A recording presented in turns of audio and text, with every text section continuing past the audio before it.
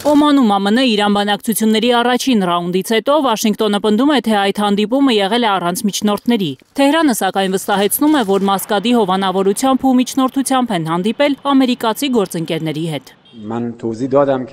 Քանի դեռ կա պատժամիջոցների, ճնշումների, սպառնալիքների լեզուն, ուղիղ բանակցություններ չեն լինի։ Բանակցությունների երկրորդ փուլի վայրի վերաբերյալ դեռ վերջնական տեղեկություն չկա։ Մեր արտգործնախարարը Մասկատում բանակցությունների ավարտից հետո հայտարարեց, որ բանակցությունների երկրորդ փուլը հավանաբար այլ երկրում անցկացվի։ Չնայած պաշտոնական Թեհրանը դեռ խուսափում է ասել, որտեղ են հանդիպելու արտգործնախարար Արաղչին եւ Թրամփի բանագնաց Ուիտկոֆը, սակայն ամերիկյան հեղինակավոր Axios պարբերականը գրում է, ապրիլի 19-ին Հռոմում իրար կտեսնեն պաշտոնյաները։ Լրատվամիջոցը նաեւ տեղեկություն ունի, որ ամերիկյան կողմն է վայրն առաջարկել եւ որ այդ բանակցություններին ներկա են լինելու միջնորդներ Օմանից։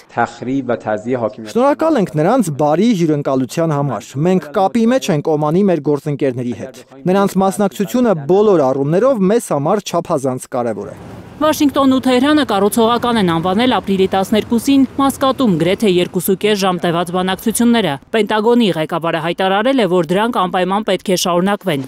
Փորձագետները նկատում են, որ այս փուլում ռազմական էսկալացիայի վտանգը գրեթե զրոյական է, թե նահանգները, թե Իրանը փորձում են հարցերը պարզել դիվանագիտության լեզվով։ Թրամփի պաշտոնավարումից հետո արդեն երկրորդ անգամ Սպիտակ տուն հյուր գնացած Նեթանյահուն չի կարողացել համոզել նրան հարձակվել Իրանի վրա։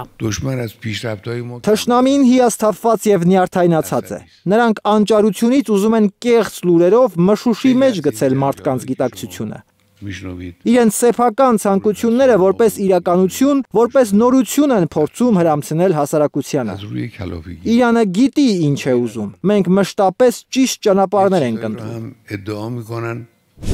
Միջազգայնագետները կարծում են, շատ դժվար է լինելու երկու պետությունների երկխոսությունը։ Նահանգներն ուզում է, որ բացի միջուկային ծրագրին վերադառնալուց, Իրանը այսպես ասած զինաթափվի, մեծ հեռահարության հրթիռներ այլևս չարտադրի, եղածն էլ ոչնչացնի։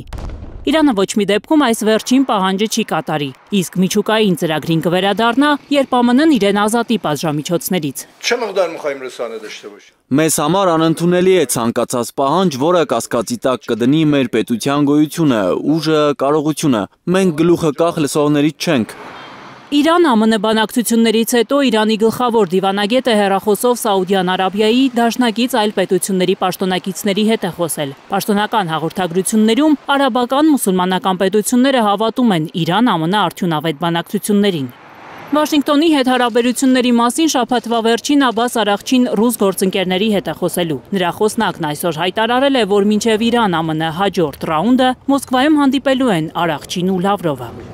Գայանե Մովսիսյան, Հարություն Մաթևոսյան, Հայլուր։